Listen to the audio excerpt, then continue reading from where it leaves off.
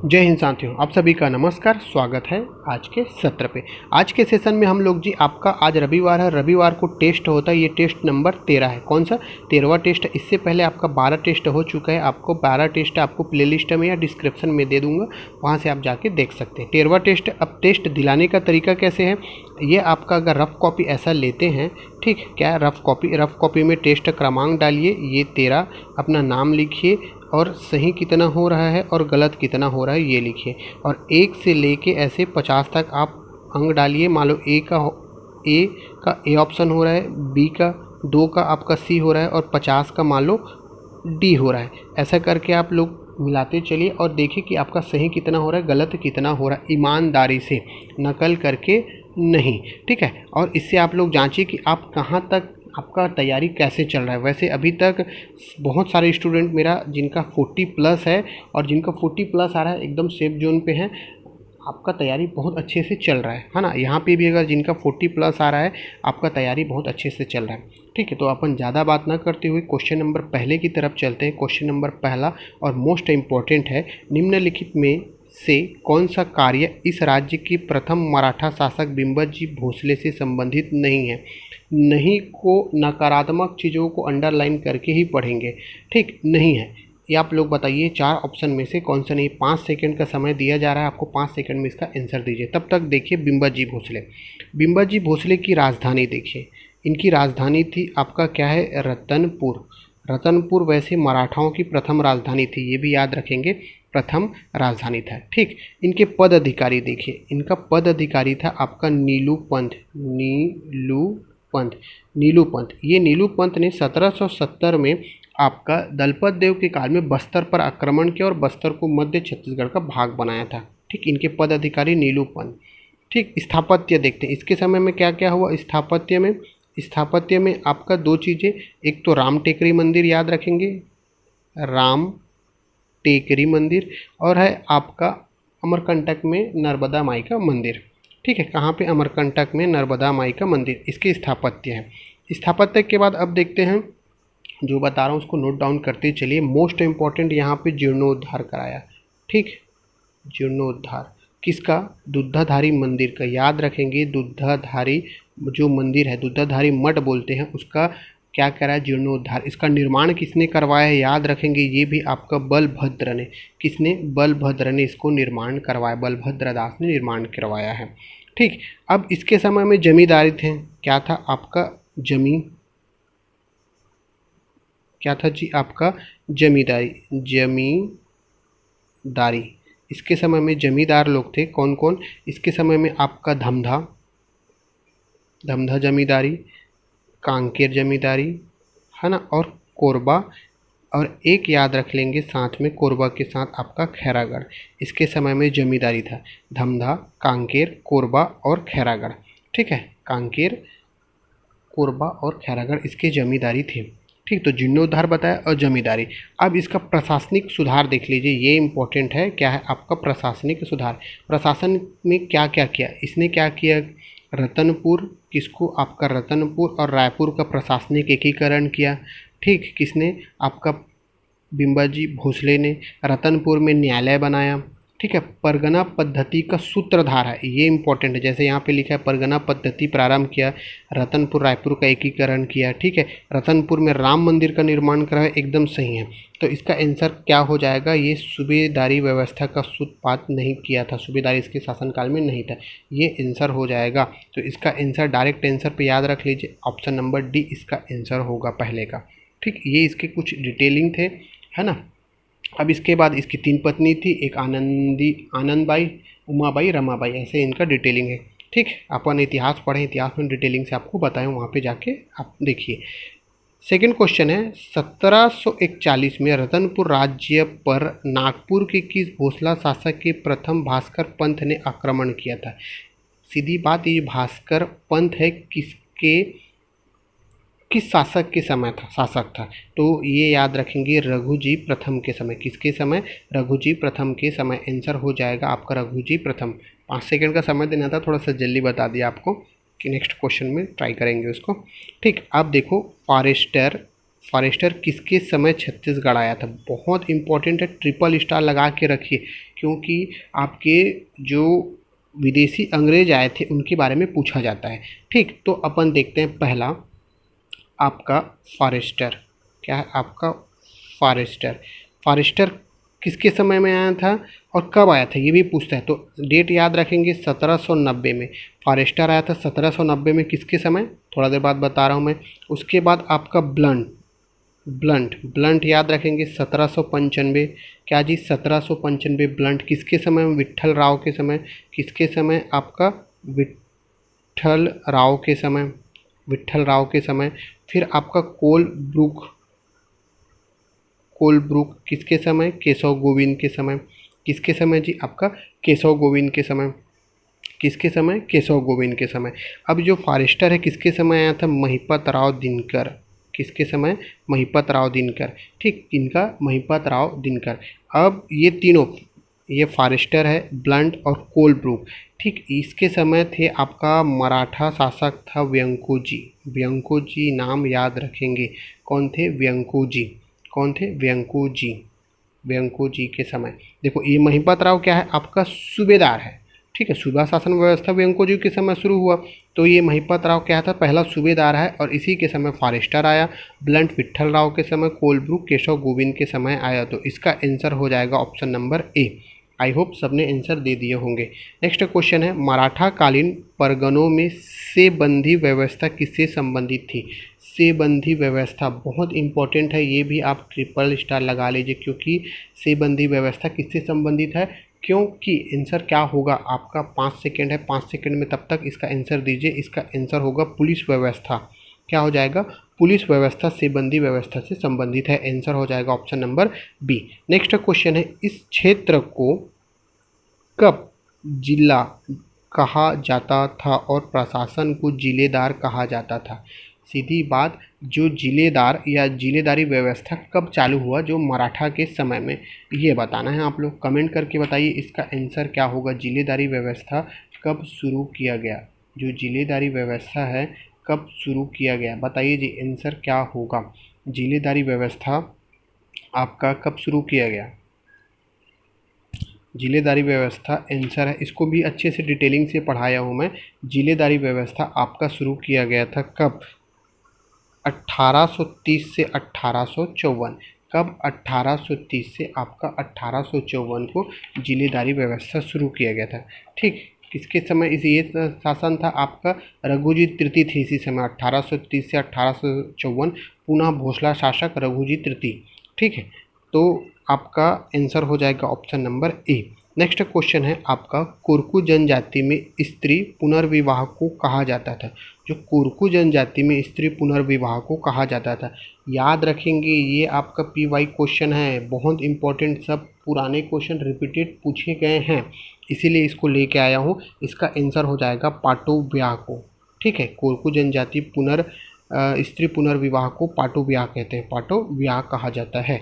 Next question है आपका, भरथरी गीत का मुख्य वाद्य यंत्र क्या है? मुख्य वाद्य यंत्र क्या है? ठीक, अच्छा, जिनको आपको PDF चाहिए है ना, जो टेलीग्राम ज्वाइन कर सकते हैं, जिनको व्हाट्सअप में चाहिए, ये मेरा मोबाइल नंबर है, यहाँ पे आप सेंड PDF करके मेरे को व्हाट्सअप कीजिए, आपको फ्री में PDF मिल जाएंगे। या किसी भी रिलेटेड जानकारी चाहिए आपको, पढ़ाई से रिलेटेड ना, तो आप ज़रूर इस नंबर पे फ़ोन करके पूछ सकते हैं।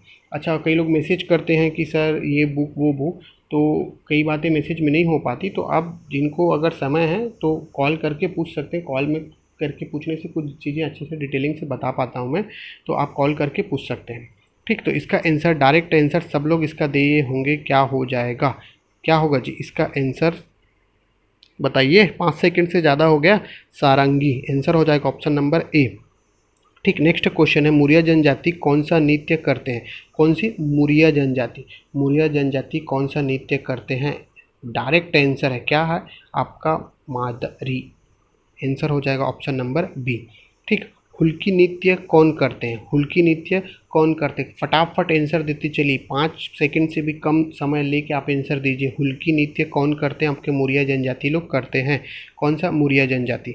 नेक्स्ट क्वेश्चन है, छत्तीसगढ़ के किस जिले से चंदेनी गोंदा कला प्रदर्शन जुड़ा हुआ है। देखो चंदेनी गोंदा कला प्रदर्शन जुड़ा हुआ है, ये ट्रिपल स्टार लगा लीजिए, कहीं ना कहीं एग्जाम में टकराएगा ये।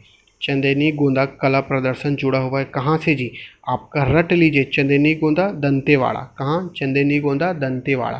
कहाँ से जी, आपका दंतेवाड़ा से। ठीक, अच्छा ये आप लोगों के लिए अभी लास्ट चल रहा है, शायद 15 या 20 जुलाई तक आपका लास्ट है।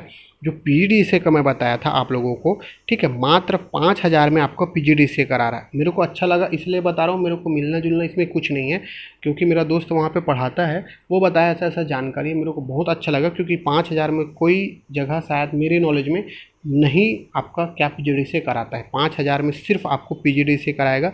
अधिक जानकारी के लिए ये मोबाइल नंबर है, यहाँ पे आप कांटेक्ट करिए, इस नंबर पे आपको पूरा डिटेलिंग और जानकारी मिल जाएगा। ठीक, ये आपका कॉलेज का नाम है जेके ग्रुप, ठीक है, और ये आपका प्रवेश प्रारंभ है अटल बिहारी वाजपेयी विश्वविद्यालय से मान्यता प्राप्त रहेगा।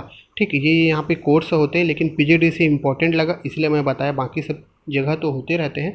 ठीक, आप लोगों को अगर अच्छा लगता है तो ये मेरा मोबाइल नंबर, यहाँ पे आप कॉल करके पूछ सकते हैं। लास्ट शायद 15 से 20 जुलाई तक है, टाइम बहुत कम है। ठीक, नेक्स्ट क्वेश्चन है आपका, निम्नलिखित में से किस क्षेत्र में इस राज्य द्वारा प्रतिवर्ष पंडित रविशंकर शुक्ल सम्मान दिया जाता है। ये इम्पॉर्टेंट है आपका, कहीं ना कहीं हर एग्ज़ाम में, वैसे अधिकतर पीएससी में पूछा जाता है, व्यापम में भी कहीं कहीं पूछ लेता है कि जो राज्य द्वारा जो सम्मान दिया जाता है, चाहे रविशंकर हो, खूबचंद बघेल, इनके बारे में पूछा जाता है, वो किससे रिलेटेड है। जैसे रविशंकर शुक्ल आपका किससे रिलेटेड है, समाज सेवा से। किससे रिलेटेड है, समाज सेवा से रिलेटेड है। आंसर हो जाएगा ऑप्शन नंबर सी। ठीक है, इस राज्य की परंपरागत घुमतू जाति के साथ निम्नलिखित में से किस लोकगीत का संबंध है। आंसर दीजिए। अच्छा, कई क्वेश्चन हो सकता है ऊपर नीचे गलत है ना, हो सकता है, क्योंकि भाई आप लोगों का टेस्ट है, मेरा टेस्ट नहीं है, मैं तो आंसर बता रहा हूँ, पीडीएफ में एकदम बाकायदा सही आंसर दूंगा। आप लोग मैं जो बता रहा हूँ उसी को आप टिक लगाओगे तो अपनी ईमानदारी कहाँ दिखा पाओगे। इसलिए हो सकता है मैं ऊपर नीचे क्वेश्चन का आंसर भी दूँ, लेकिन आप लोग अपना करेक्ट आंसर लीजिए। मैं जो दे रहा हूँ वो हो सकता है सही भी ना हो, है ना, पीडीएफ में सही रहेगा, यहाँ पे हो सकता है सही भी ना हो, तो थोड़ा सा संभल के चलिए। अपना जो लगा रहे हैं खट खट टिक थोड़ा सा सही बनाइए। 40+ आना चाहिए सबका, जो इम्पोर्टेंट मेरे स्टूडेंट है खासकर उनका। ठीक है, घुमतू जनजाति, ये भी रिपीटेड क्वेश्चन है, पूछा गया था, ये देवार जाति के द्वारा होता है, लोकगीत है। ठीक है, आंसर हो जाएगा ऑप्शन नंबर सी। छत्तीसगढ़ में नाग पंचमी अभी आने वाला है, नाग पंचमी, ऐसे हम लोग बचपन में थे ना, तो ऐसा एक कलाकारी से नाग बनाते थे। आप लोग बनाए हो कि नहीं पता, हम लोग बहुत बनाए हैं भाई। उस समय आपका ऐसा ऐसा कुछ रहता था, ऐसा बहुत बनाए हैं। तो नाग पंचमी कब, सावन माह में होता है। कब, सावन माह में, शुक्ल पक्ष को, कृष्ण पक्ष को। जो जानते हैं वो कमेंट करके ज़रूर बताइए। नेक्स्ट क्वेश्चन है आपका, मादर किस वर्ग का वाद्य यंत्र है। किस वर्ग का वाद्य यंत्र है, तो इसका आंसर हो जाएगा क्या जी, आपका इसका आंसर होगा क्या, कमेंट करके बताइए। आंसर क्या होगा, वितत, मेरे हिसाब से। अब आप लोग सही बताइए कि क्या है, मैं भी आप लोगों के साथ टेस्ट दिला रहा हूँ, मैं आपको वितत को आंसर लगा रहा हूँ, क्या पता सही है कि नहीं, पीडीएफ देखेंगे तो पता चलेगा, है ना। इस राज्य की निम्नलिखित में से किस लोकगीत में सारंगी या इकतारा का संगीत वाद्य यंत्र के रूप में प्रयोग किया जाता है। किस लोकगीत में, ठीक, सारंगी और इकतारा, सारंगी इकतारा वाद्य यंत्र का प्रयोग किया जाता है। क्या होगा जी आपका, भरथरी। आंसर हो जाएगा ऑप्शन नंबर ए, भरथरी। देखो इससे पहले क्वेश्चन पूछा था यहाँ पे, कहाँ पे जी, ये है क्या, ये देखो आंसर क्या था, है ना। तो कई क्वेश्चन आपको ऐसे ही मिल जाते हैं। ठीक, यहाँ तक हो गया। ये 16वां क्वेश्चन देखते हैं, इस राज्य में प्रथम महिला संसद सदस्य इनमें से कौन थी। सब लोग इसका आंसर दीजिए, मैं नहीं बताऊंगा, सबको पता होना चाहिए ना। निम्नलिखित में से किस राजवंश ने इस राज्य में सबसे लंबे समय तक शासन किया, ये भी सबको पता होना चाहिए। आंसर दीजिए फटाक से। इस राज्य की निम्नलिखित में से किस जनजाति से परब लोक नृत्य संबंधित है। परब लोक नृत्य संबंधित है। जब लोक नृत्य पढ़ाया था मैं, तो सारी चीज़ें बताया था कि कहाँ कैसे कैसे होता है लोक नृत्य। परब या पर्व बोलते हैं, ये ध्रुवा जनजाति से संबंधित है। धुरवा जनजाति से संबंधित है। आंसर हो जाएगा ऑप्शन नंबर बी। 1758 में मराठों द्वारा विजय प्राप्त करने के बाद छत्तीसगढ़ के शासक के रूप में किसे नियुक्त किया गया था? कब? 1758 कब जी? 1758 देखो 1770 बताया मैं, है ना, और 1770 से पहले एक और था, कौन? आपका 58। 1770 से पहले 1758, इसमें किसे शासक बनाया गया? तो डायरेक्ट आंसर ले लीजिए आपका बिम्बाजी भोसले को, बिम्बाजी भोसले। आंसर हो जाएगा ऑप्शन नंबर बी। ठीक, नेक्स्ट क्वेश्चन है, छत्तीसगढ़ के किस त्यौहार को रथ महोत्सव कहा जाता है? आज कौन सा 7 तारीख, आज आपका क्या है? रथ यात्रा है, और रथ महोत्सव के रूप में किसे माना जाता है? रथ यात्रा कहाँ? जगन्नाथ में बहुत फेमस है रथ यात्रा महोत्सव, उसको बोलते हैं गोंचा महोत्सव बोलते हैं। कौन सा महोत्सव? गोंचा महोत्सव, इसीलिए इस क्वेश्चन को लिया गया है। कौन सा है? गोंचा महोत्सव। आंसर हो जाएगा option number B. Next question, निम्नलिखित में से किस महीने में इस राज्य की समस्त करद रियासतें भारतीय संघ में सम्मिलित की गई? ये भी आप लोगों को पता होना चाहिए, बहुत डिटेलिंग से बताया था मैं।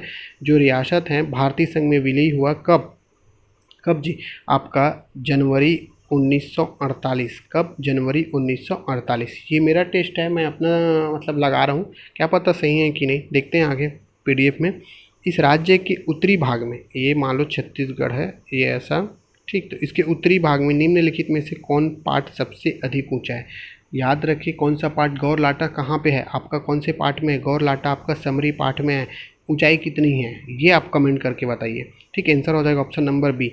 नेक्स्ट क्वेश्चन है, संविधान अधिनियम 2003 92 संविधान संशोधन अपडेट के तहत ना 8वीं जो अनुसूची में सूचीबद्ध भाषाओं की संख्या, ठीक है, हम लोग 8वीं अनुसूची पढ़ा, अभी संविधान चैप्टर पढ़ रहे थे, बताया था 92 संविधान संशोधन के तहत 8वीं अनुसूची में कितनी भाषाएं हैं? कितना भाषा बताया जी? आपका 22 भाषा। फटफट आंसर लगना चाहिए, मुँह जबानी सारी चीज़ें याद होना चाहिए आपका ना। किस वर्ष में भारत में सूचना का अधिकार अधिनियम पारित हुआ? ये भी खट से लगना चाहिए, सूचना का अधिकार अधिनियम कब? फटाक से आंसर हो जाएगा आपका 2005, ऑप्शन नंबर बी। ठीक, नेक्स्ट क्वेश्चन है, भारतीय संविधान में किस वर्ष में मौलिक कर्तव्यों को जोड़ा गया? बताया था मैं मौलिक कर्तव्य कब जोड़ा गया? 42वें संविधान संशोधन 1976। ठीक, क्या 76? 2 4 और 2 को प्लस करेंगे तो 6 आता है। जैसे 44वां संविधान संशोधन 1978, है ना, 4 और 4 को प्लस करेंगे तो 8 आता है। ऐसा दिमाग लेके चलोगे थोड़ा सा तो चीज़ें याद रहेगा, नहीं तो 76 और 78 में आप कंफ्यूज रहोगे, या 42वें संविधान संशोधन या 40वें संविधान संशोधन में। आंसर होगा ऑप्शन नंबर डी। ठीक, नेक्स्ट क्वेश्चन है, भारतीय संविधान द्वारा वर्ष 1950 में निम्नलिखित में से किस अधिनियम को प्रतिस्थापित किया गया? 1950 में किस अधिनियम को? एकदम इम्पोर्टेंट है अधिनियम, भारत सरकार अधिनियम 1935। भारत सरकार अधिनियम 1935 को 1950 में प्रतिस्थापित किया है। आंसर हो जाएगा option number D. Next question, द्वितीय विश्व युद्ध में भारत का सहयोग पाने के लिए भारत में क्रिप्स मिशन, डायरेक्ट पूछता है ना, क्रिप्स मिशन कब आया था? सीधा, तो डायरेक्ट आप आंसर रट लीजिए, क्रिप्स मिशन आपका 1900 कब जी? आंसर दे चुके होंगे आप लोग, 1942 में। क्रिप्स मिशन 1942 याद होना चाहिए, 1942। ठीक, नेक्स्ट क्वेश्चन है आपका, भारत के किस राज्य में आज सिंधु घाटी सभ्यता लोथल, ये भी क्वेश्चन पूछा जाता है, लोथल है, बनावली है, ये कहाँ कहाँ पाए जाते हैं? ठीक है, तो लोथल आप जब हम लोग हिस्ट्री पढ़ेंगे तो बताऊंगा इसको। लोथल कहाँ है आपका? गुजरात। कहाँ? आपका ऑप्शन नंबर सी, गुजरात में। ठीक, नेक्स्ट क्वेश्चन है, भारत में प्रोजेक्ट टाइगर कब शुरू किया? भूगोल पढ़े तो इसको बताया था, टाइगर प्रोजेक्ट कब शुरू किया गया था? इसका आंसर बताइए। टाइगर प्रोजेक्ट आपका शुरू किया गया था 1900 कब जी? 1973 में। कब? 1973 में टाइगर प्रोजेक्ट शुरू किया था।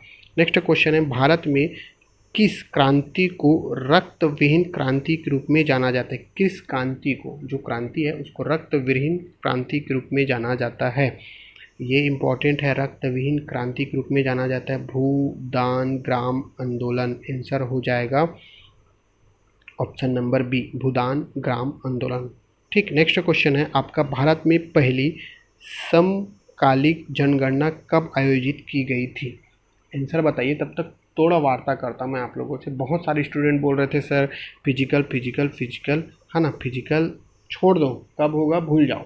अगर एक चीज़ें ठान के अगर चल रहे हो मेरे को वर्दी चाहिए तो वर्दी चाहिए, है ना, वो कब होगा मैं नहीं पता, लेकिन उसके लिए अपने आप को थोड़ा परख के देखो ना कि मैं उसके लिए बना हूँ कि नहीं, है ना। मान लो जो जैसे कलेक्टर है, कलेक्टर डीएम बनता है तो अपने आप को परखता, अपने आप में खुद झांकता है कि मैं उसके लायक हूँ कि नहीं।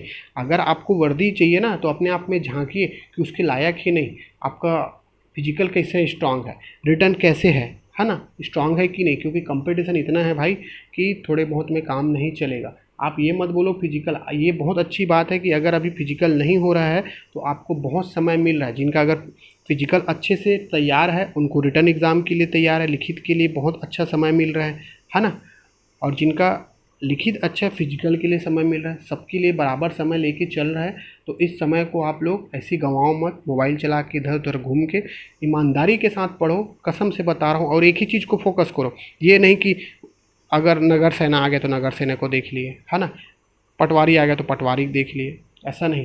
रास्ते में आते चल रहे हैं उसको एग्ज़ाम दिलाओ, नहीं बोल रहा हूँ, कोई रास्ते में अगर आ रहा है तो इसको एग्ज़ाम ज़रूर दिलाओ, लेकिन उसके प्रति फोकस मत करो। अगर फोकस करना है तो एक जगह में फोकस करो। अब बोलते हैं ना 10 जगह नाव में पैर रखने से क्या होता है, आदमी डूब जाता है। तो एक जगह नाव में पैर रखो, हमको वर्दी में ही रखना है तो वर्दी में ही रखना है। बाकी रास्ते में और जो पत्थर आ रहे हैं या और जो वैकेंसी आ रहे हैं उसको लेते चलो, दिलाते चलो। पेपर दिलाने से अनुभव होता है, वो दिलाते चलो। बोल नहीं रहा हूँ कि एकदम उसी के प्रति प्राण देके, जैसे नगर सैनिक है ना, नगर सैनिक और पुलिस भर्ती में लगभग सेम है, कुछ कुछ अंतर है ना फिजिकली, लेकिन ये अभी भी टाइम लगेगा। नगर सैनिक भी उसकी वैकेंसी आएगा, फॉर्म आया, वैकेंसी आया है, फॉर्म भराने में सारी चीज़ें भी थोड़ा सा प्रोसेस है। तो कहने का मतलब फोकस एक ही जगह रखो, इधर उधर मत भटको, ठीक। तब तक इसका आंसर क्या हो गया जी, इसका आंसर हो गया आपका ऑप्शन नंबर बी 1981। क्या हो जाएगा, सॉरी 1881, 1881 क्या है आपका 1881।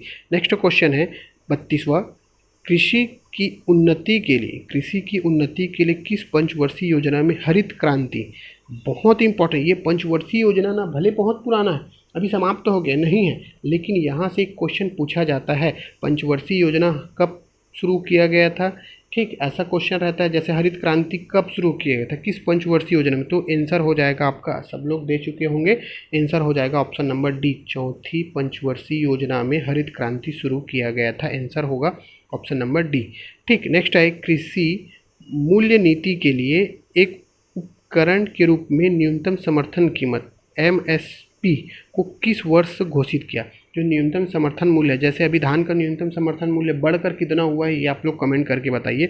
ये घोषित करता है कौन, आपका मूल्य, कृषि मूल्य नीति के लिए उपकरण घोषित करते हैं न्यूनतम समर्थन मूल्य। ये कब से हुआ, घोषित किया गया, ये बताना है। ये 1965, डायरेक्ट याद रख लो जी 1965। क्या है 1965, दिमाग में दिखना चाहिए 1965, 1965, ठीक। नेक्स्ट क्वेश्चन है आपका 34, श्वेत प्रकाश को कई रंगों में विभाजित करने की प्रक्रिया का नाम क्या है। श्वेत प्रकाश को कई रंगों में विभाजित करने की प्रक्रिया का नाम है, आंसर डायरेक्ट है ऑप्शन नंबर बी, प्रकीर्ण। क्या हो जाएगा, प्रकीर्ण, ठीक।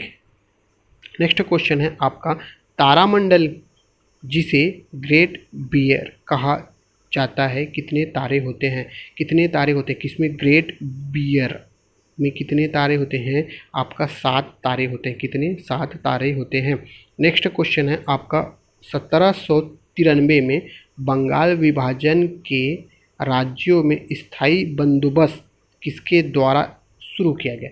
डायरेक्ट पूछता है स्थायी बंदोबस्त, देखो मैं अपना रिलेटेड करके याद रखा हूँ। स्थायी, कान जो है स्थायी है, इधर उधर चलता है क्या जी, नहीं चलता, एक ही जगह रहता है कान, है ना। आप मरोगे तब, जन्मोगे तब, जन्मांतर तक कान एक ही जगह रहेगा। तो कान से कार्नवालिस, क्या है, कार्नवालिस, कान क्या है, स्थायी है ना भाई, तो कान से कार्नवालिस, कान क्योंकि स्थायी है इसीलिए मैं ऐसा याद करके रखा हूँ। आप लोग जैसा सुविधा लगे तो याद रखेंगे, क्या है, कान क्या है, स्थायी है, इसीलिए कार्नवालिस। आंसर हो जाएगा ऑप्शन नंबर डी, ठीक। नेक्स्ट क्वेश्चन है, भारत का योजना आयोग किस वर्ष स्थापित हुआ।